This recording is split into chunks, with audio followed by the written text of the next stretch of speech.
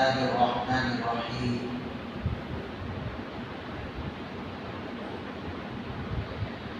الحمد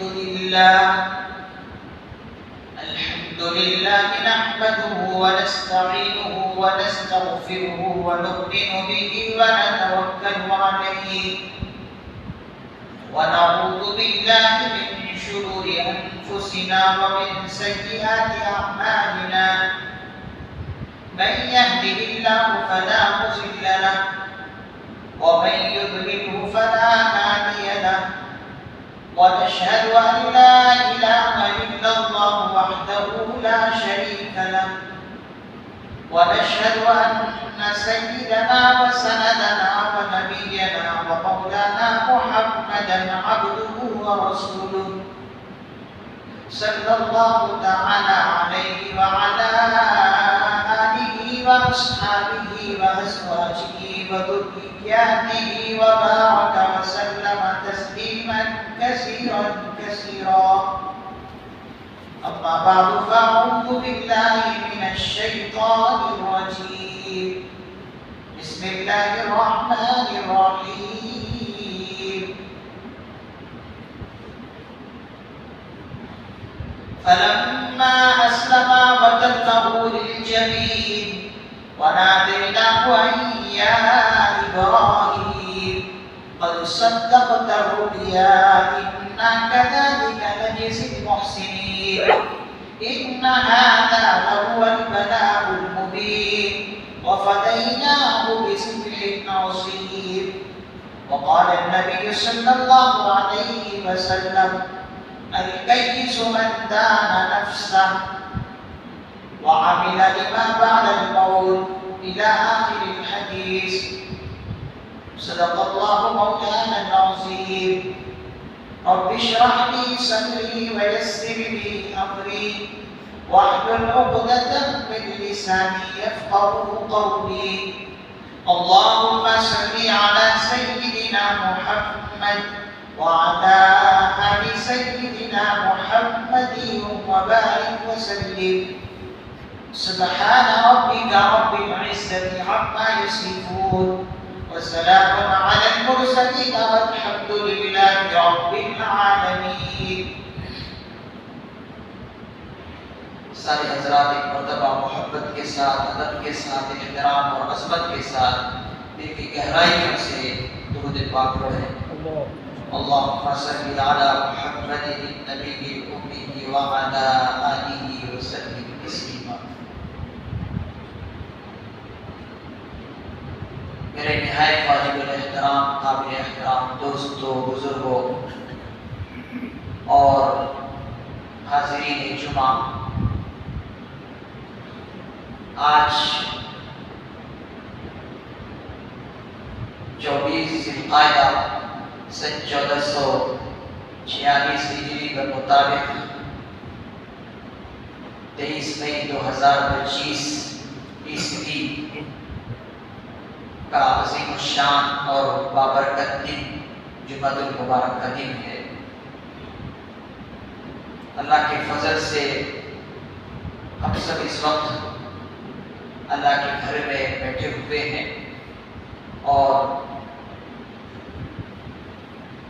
جمعے کی اس خصوصی مجلس میں اول وقت پر تشریف لا کر بیٹھے ہیں. اللہ تعالیٰ ہم سب کے جلد آنے کو قبول فرمائے اور اللہ تعالیٰ سبوں کو اس بیٹھنے کو ہدایت کا ذریعہ بنائے. میں نے گزشتہ جمعہ میں سیرت حضرت ابراہیم علیہ السلام کا کچھ حصہ اور کچھ پارٹ بیان کیا تھا. آج سیرت حضرت ابراہیم علیہ السلام کے اسی مکمل حصے کو اور آخری پارٹ کو بیان کرنے جا رہا ہوں. اللہ تعالیٰ سے دعا ہے کہ اللہ تعالیٰ ہم سبوں کو طلب خالص سے بیٹھ کر دین کی باتیں سننے اور سمجھنے اور اس پر عمل کرنے کی توفیق عطا فرمائے. عزیز دوستوں اور بزرگوں، حضرت ابراہیم علیہ السلام تمام انبیاء علیہ السلام میں بہت ہی امتیازی مقام رکھتے ہیں، اور حضرت ابراہیم علیہ السلام کو موحد اعظم کا لقب ملا ہوا ہے کہ توحید کا پرچار کرنے میں سب سے اول مقام پر حضرت ابراہیم علیہ السلام ہے، اسی لیے موحد اعظم کے لقب سے حضرت ابراہیم خلیل اللہ علیہ نبینا علیہ السلام جانے جاتے ہیں۔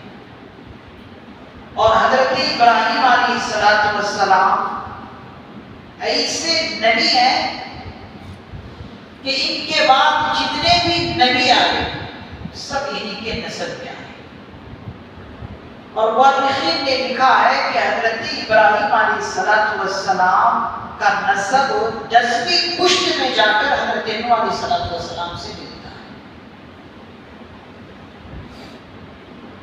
حضرت ابراہیم علیہ السلام جس علاقے میں پیدا ہوئے وہ علاقہ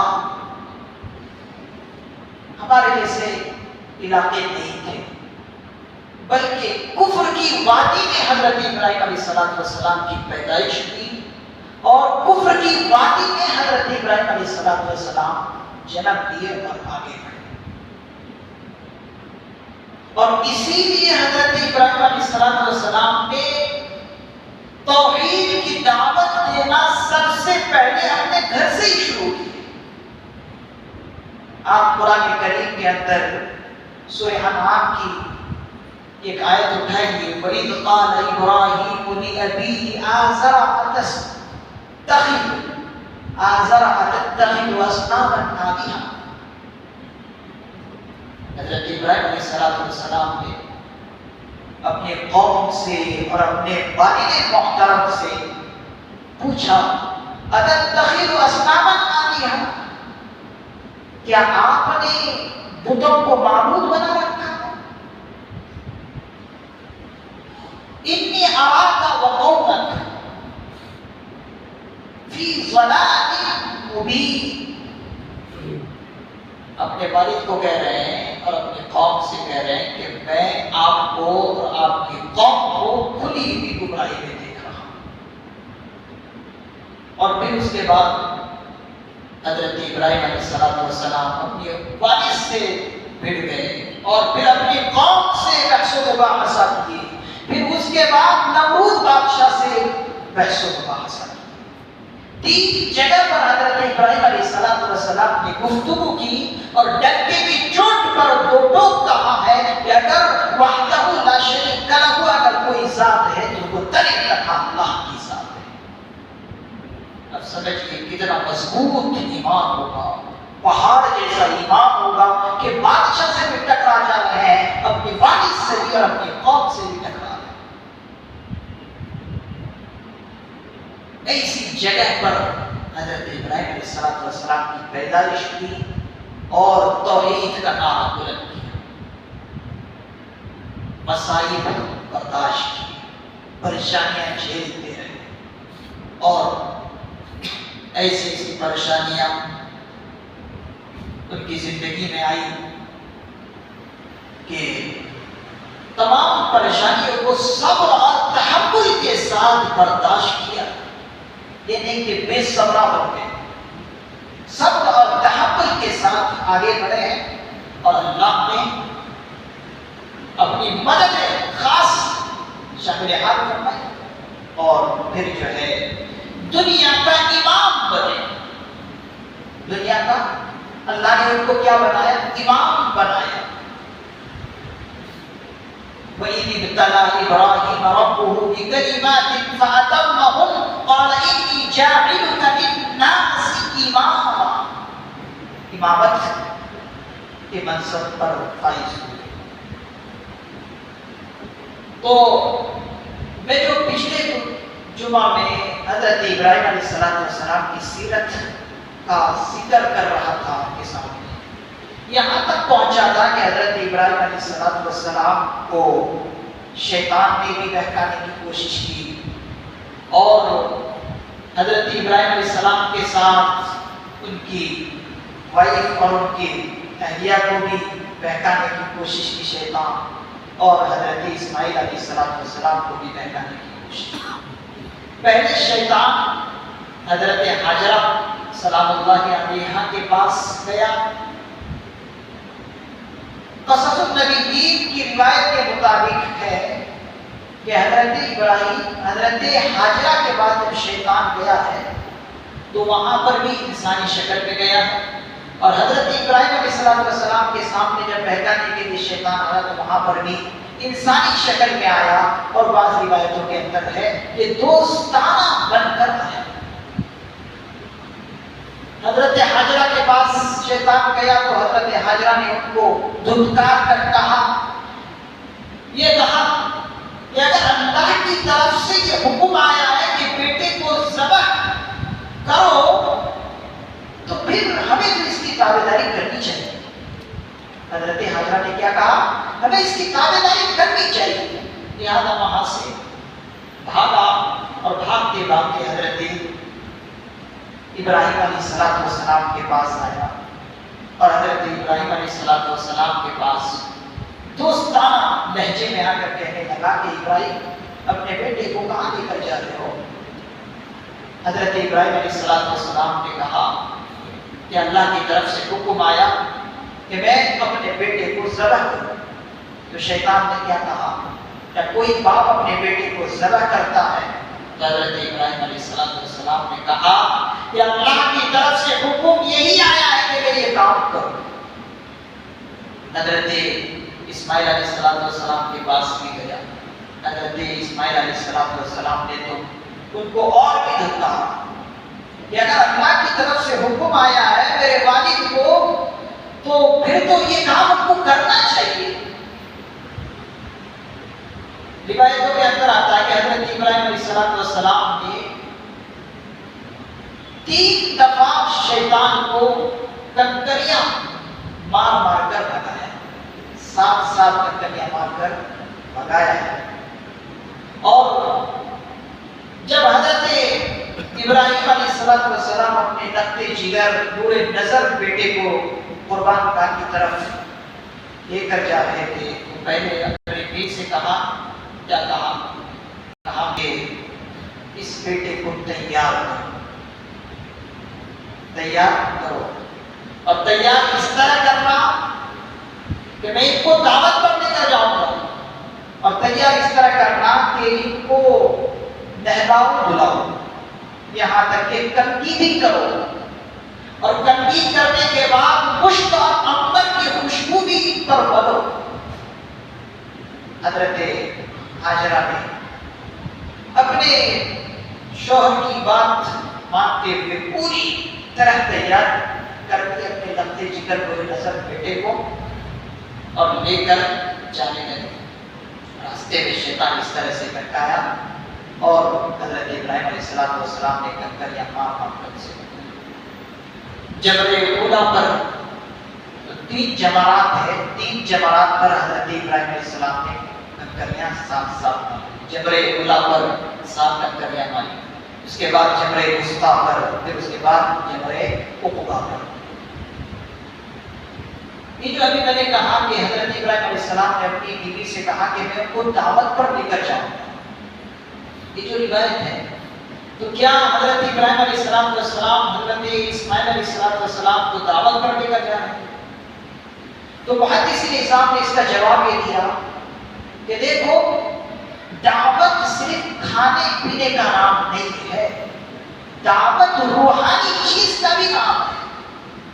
یہاں پر تو حضرت ابراہیم علیہ السلام نے کہا کہ میں دعوت پر لے کر جا رہا ہوں، تو یہاں کھانے پینے کی بات کو سامنے رکھ کر نہیں کہا، بلکہ ایک روحانی دعوت پر لے کر جا رہے تھے۔ وہ کیا روحانی دعوت؟ وہ یہ ہے کہ اللہ کی راہ میں قربان۔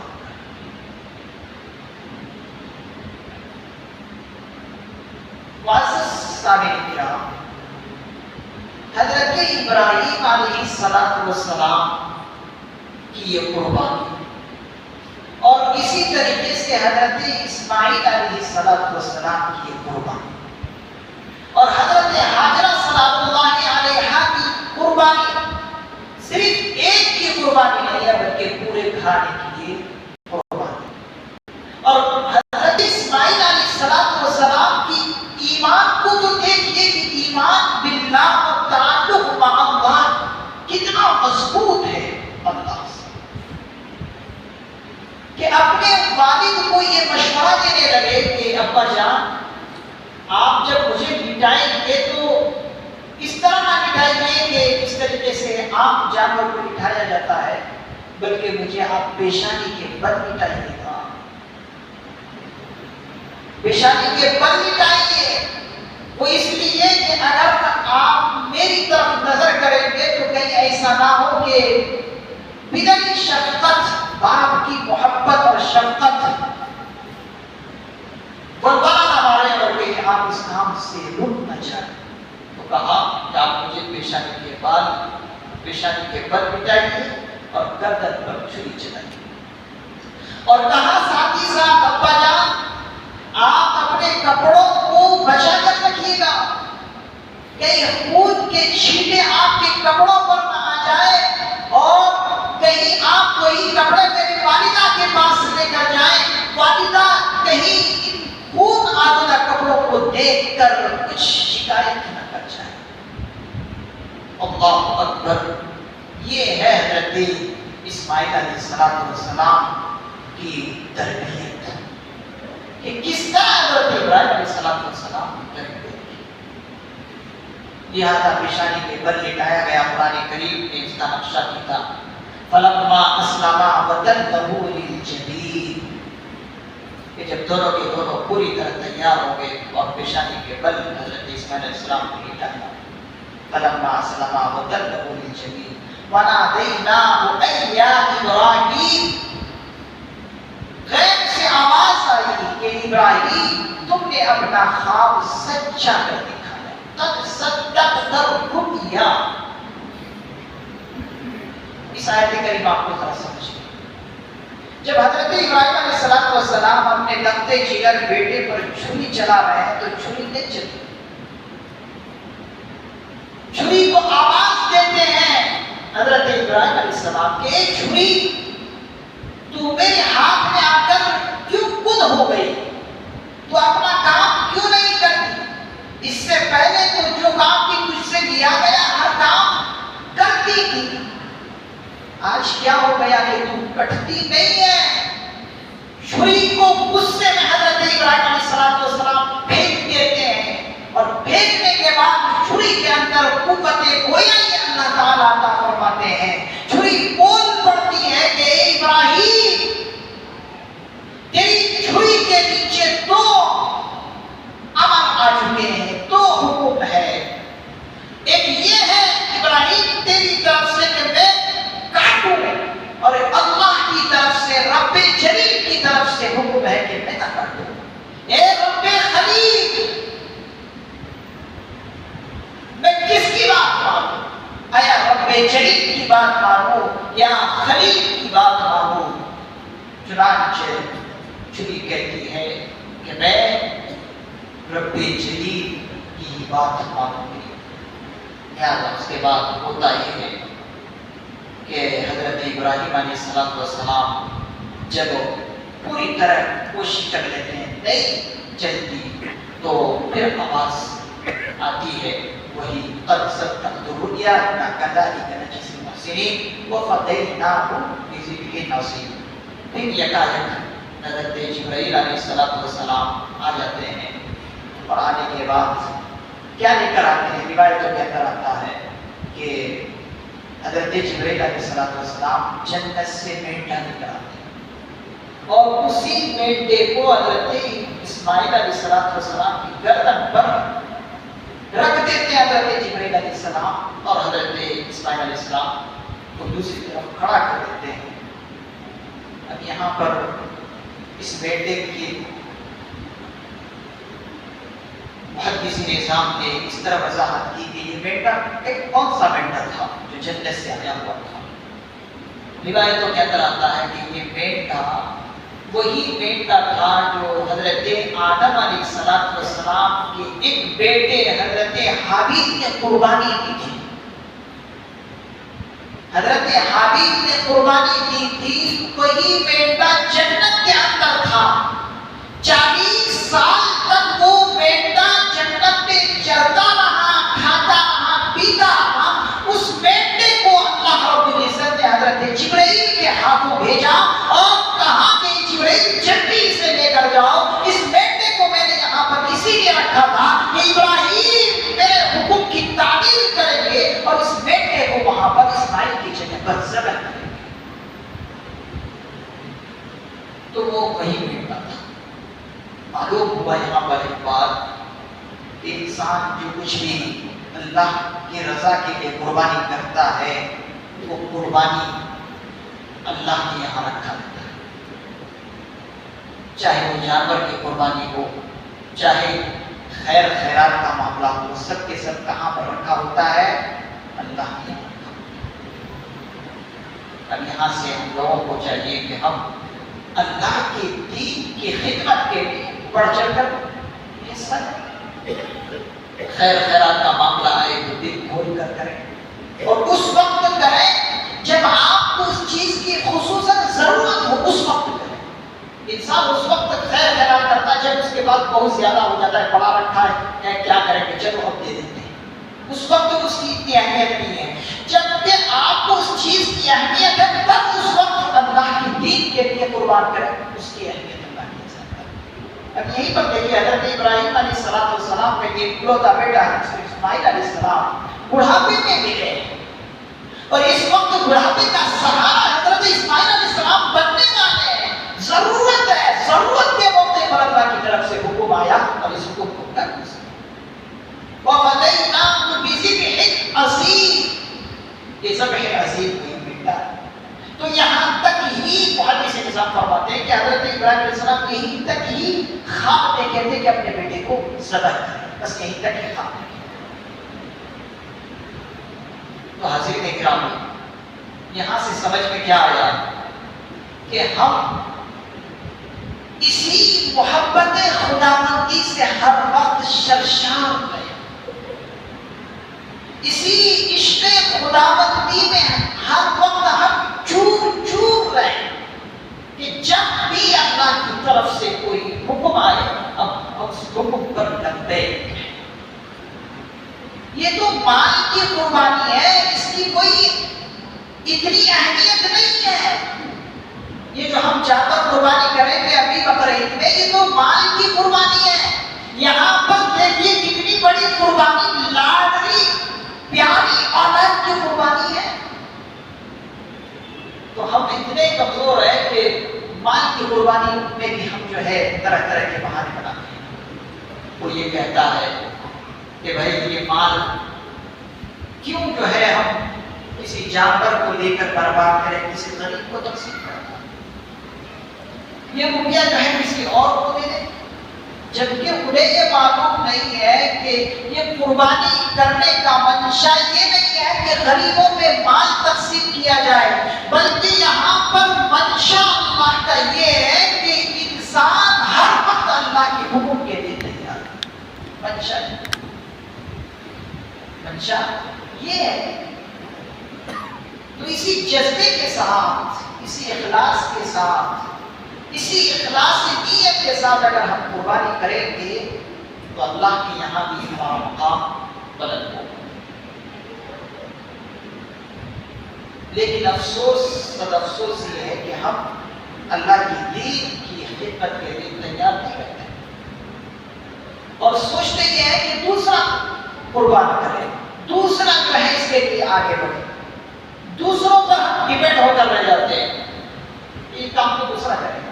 مثال کے طور پر برائیاں اگر پھیل رہی ہے تو برائیوں کو ختم کرنے کے لیے اگر ان سے کہا جائے کہ بھائی یہ برائی تمہارے اندر ہے، یہ کو کرو، تو کیا بولتا دوسرے کو پہلے کرو گے، دوسرے کو روکو تب ہم لوگ. یہ نہیں سمجھتا کہ معاشرہ فرد سے بنتا ہے، ایک آدمی مل کر معاشرہ بنتا ہے. اب اگر ہر آدمی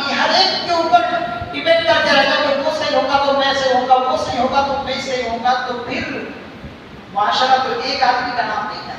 ایک ایک آدمی جب ملتے جائیں گے معاشرہ سدھرتا جائے گا. اسی کا نام تو ہے اصلاح نفس کہ اپنے نفس کی اصلاح کرو اور اس کی اصلاح کے لیے دوسروں سے شروع نہیں کرنا, اپنے آپ سے پہلے شروع کرنا, اپنے آپ سے شروع کرنا. اسی کو کہتے ہیں اصلاح نفس. اور اس کا آج ہمارے یہاں کوئی اہمیت ہی نہیں ہے. پہلی بات تو یہ ہے کہ اپنے گریبان میں کوئی جھانکنا چاہتا ہی نہیں, کوئی اپنے اندر کی کمی کو احساس کرنا ہی نہیں چاہتا, بس دوسرے کی کمی سے احساس ہوتا ہے, اپنی کمی کا احساس نہیں. اور یہ بہت بڑا جرم ہے. حضرت مولانا خالد سیف اللہ رحمانی صاحب دعوت برکاتہ آل انڈیا مسلم پرسنل لا بورڈ کے صدر محترم ہیں.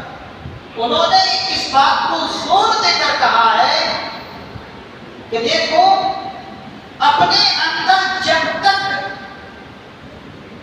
کمی کا احساس نہیں ہوگا اس وقت تک سدھرنا بہت مشکل ہے. کمی کا احساس کرنا چاہیے کہ میرے اندر یہ کمی ہے, اس کمی کو میں کیسے دور کروں.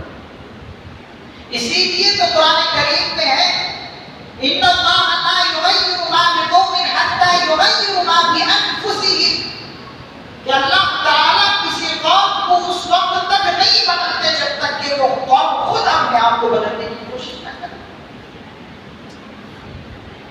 تو جب تک ہم خود نہیں بدلیں گے معاشرہ امن اور گہوارہ نہیں بنے گا, ملک امن اور شانتی والا نہیں بنے گا جب تک ہم خود جو ہے اس کے لیے فکر مند نہیں ہوں. تو فکر مند ہونا اس کے لیے ضروری ہے.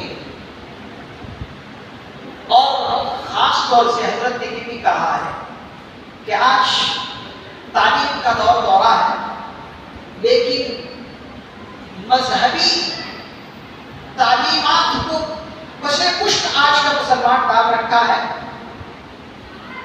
مغربیت کی تعلیم کا اپنے اوپر اتنا جنون طاری کر دیا ہے کہ بس مذہبی تعلیم ہو یا نہ ہو مغربی تعلیم ضرور ہے. اتنا جنون آ گیا, اتنا جنون آ گیا کہ حضرت نے فرمایا کہ ایسا لگتا ہے جیسے کہ جادو کر. ہر کوئی چاہتا ہے کہ میں انگلش میڈیم میں پڑھوں اور انگلش میڈیم میں پڑھ کر اس انگریزی زبان کو انگریزی زبان کی حیثیت سے نہ پڑھو بلکہ تجارت کا ذریعہ بنو. حضرت نے کہا ہے کہ یہ انگریزی جو تعلیم ہے اس کو انگریزی زبان کی حیثیت سے پڑھو, یہ نہیں کہ اس کو تعلیم کا ذریعہ بنا لو اور اس کو معاش کا ذریعہ بنا لو. اور جب ایسا کرو گے تو پھر ایسا ہوگا کہ چھوٹا چھوٹا بچہ الف اور با پڑھنے کے بجائے بس ABCD میں لگا رہے گا. اس سے قوم کا نقصان ہوگا. اور یہ بھی حضرت نے زور دے کر کہا کہ چھوٹے چھوٹے جو ننھے ننھے بچے ہیں 4 سال 3 سال 3.5 سال یہ جو بچے ہیں اتنی کم عمر میں اسکولوں میں مت ڈالو. اتنی کم عمر میں اگر ڈال دو گے تو آج کا جو جدید نظام تعلیم ہے یہ جدید نظام تعلیم اس بچے کی ذہن اور جسم پر بہت گہرا زخم چھوڑے گا. آج آپ دیکھ رہے ہیں کہ چھوٹا سا معصوم سا بچہ 4 سال کا ہے 4.5 سال کا ہے, کتنا بڑا ضخیم بستہ پیچھے لٹکا کر کے جاتا ہے. وہ بھاری بھرکم دیکھ, جبکہ اگر تولا جائے ویٹ کیا جائے تو اس کا وزن بھی اتنا نہیں ہوگا جتنا بیگ کا وزن ہے. تو اتنا گہرا زخم اپنے عقیدے اور اپنے مذہب کی تعلیم کر لینا چاہیے نہ کہ مغربی تعلیم کر لینا چاہیے. اور جو چیز لینے کی ہے وہ تو لیتے نہیں. دیکھیے اردو زبان ہے اور اسی طریقے سے ہندی زبان ہے, یہ 2 زبان تو ہمارے ملک کی قومی زبان ہے, اس پر ذرا بھی دھیان نہیں ہے. آج آپ نوجوانوں سے پوچھ لیجئے کہ آپ کی قومی زبان ہندی ہے, ذرا ہندی پڑھ کر بتائیے. قومی زبان نوجوان سے پوچھ لیجئے اس لیے حضرت نے کہا کہ آج اس دور میں معیاری تعلیم اردو کی بہت ضروری ہے. وہ اس لیے کہ دینی علوم اور مذہبی علوم مسلمانوں کا اردو کے اندر ہے. اردو کتابیں، دینی علومی کتاب جو ہے اردو میں، وہ ذخیرہ اردو میں ہے.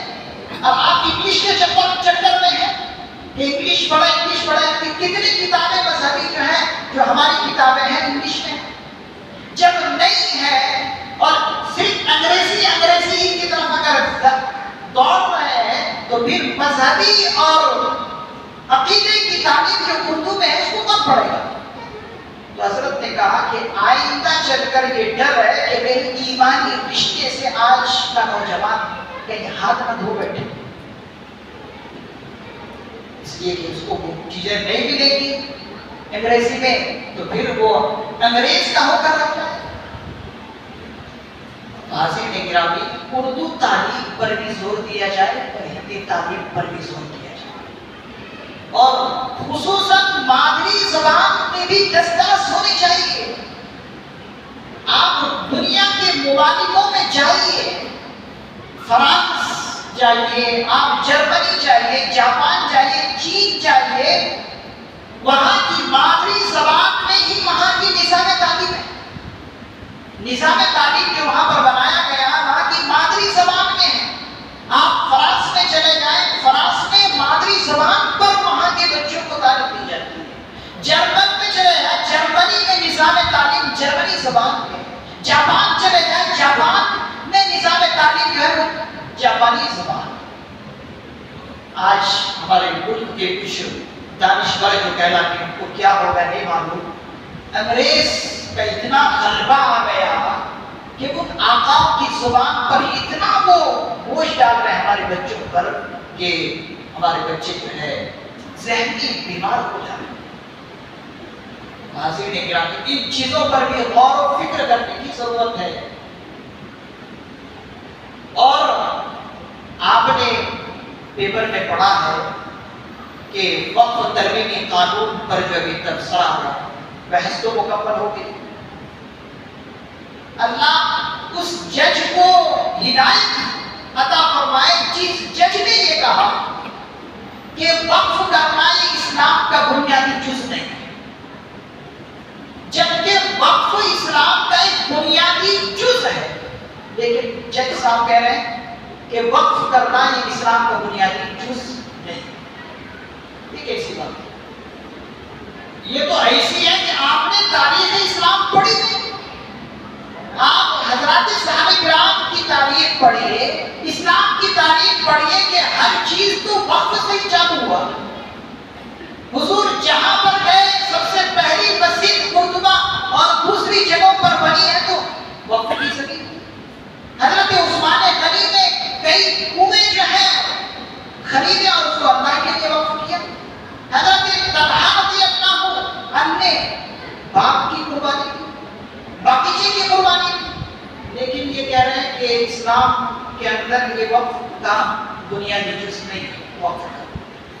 تو میں کہنا چاہوں گا کہ آپ اس ملک کے بڑی عدالت میں بیٹھے اور بڑی عدالت میں جب بیٹھتے ہیں تو ذمہ داری یہ بنتی ہے کہ پورے جمہوری نظام کو سامنے رکھ کر کوئی جو ہے بات پیش. حالات کتنے بگڑ رہے ہیں لیکن کوئی اس کا ان کے سامنے نظارہ نہیں ہے. لیکن اللہ تعالیٰ کی بات کریں، اللہ تعالیٰ سے دعا ہے کہ اللہ تعالیٰ اس ججب کو ہدایت نصیب فرمائے. اور خصوصاً مسلمانوں سے یہ گزارش ہے کہ آپ دعا کریں کہ اللہ تعالیٰ ہم سبوں کو یہاں پر اسلام کے ساتھ جینا اور مرنا نصیب فرمائے، اور قرآن کریم کے ساتھ وابستہ ہو کر، احادیث مبارکہ کے ساتھ وابستہ ہو کر اپنی زندگی امن اور چین کے ساتھ گزارنے کی اللہ تعالیٰ ہمیں توفیق نصیب فرمائے. اللہ تعالیٰ مذہب اسلام کو دشمنوں کی شر سے بچائے اور اسی طریقے سے سازشوں کو اللہ تعالیٰ ناکام فرمائے. باقی دعوانا الحمدللہ رب العالمین.